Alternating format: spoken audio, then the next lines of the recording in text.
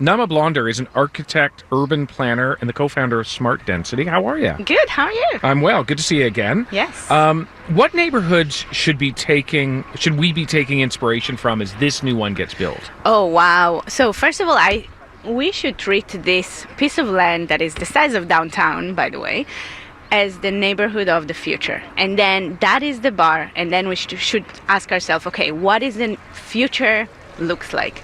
There is one that comes in mind in the Netherlands called Merdeve, for example, that is completely car free. The entire car model and vehicle model is car sharing. Something that, maybe in Toronto in North America would not be appropriate to talk anywhere else, but here in this unique piece of land, where else could we talk about raising the bar if not here? If that was to happen, we would absolutely have to have that Waterfront East LRT operating.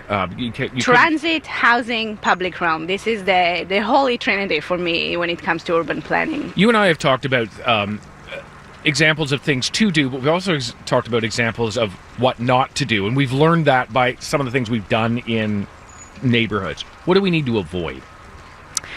We need to avoid maybe that, when we now in the industry always say people over cars.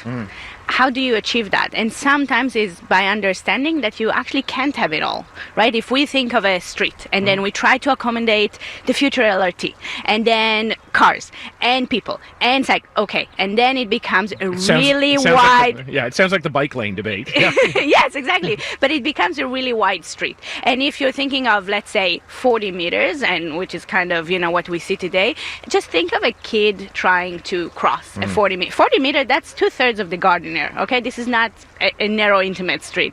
Try to think of a kid crossing that street. So we need to make that choice, and we need to be aware of that. And sometimes we can't have it all.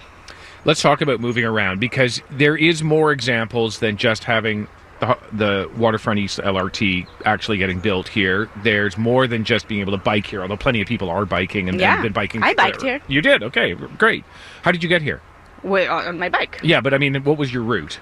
I live downtown, so I got onto Simcoe and on the waterfront from Simcoe. Okay, just straight down the trail and it ended up here, across Cherry Street. I don't ride if it's not on a bike lane. I got you. Now tell me, there are other things. There's scooters, for instance. What are the other micro-mobility options? I'm glad you're asking about it, because micromobility to solve what we call the first and last mile. Okay, there's transit, but how do you actually get around efficiently is an extremely important question in the city. So I specifically ride my e-bike, and it's amazing, and I recommend everyone. It's such a great way to get around. I don't get sweaty to my meetings, and I live downtown, and I get up to Eglinton, which is really impressive if you think about it. Yeah, straight up the hill. Exactly, I would never do it without it. I did gain probably 3 kilos from switching from.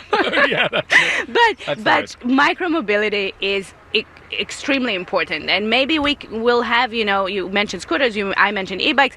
What else could we have? Maybe smaller, I don't know, like a golf cart, I don't know. But the future of micromobility will be extremely important when it comes to really stitching the transit as users. Yeah, quite something. Naama, thank you so much for biking here and giving us some of your thoughts this Wonderful. morning. Thank you for having me. That's Naama, who is an architect, urban planner, and the co-founder of Smart Density. We'll turn our attention, speaking of commutes, to the one who guides us through our morning commute, and that is Jennifer Allen.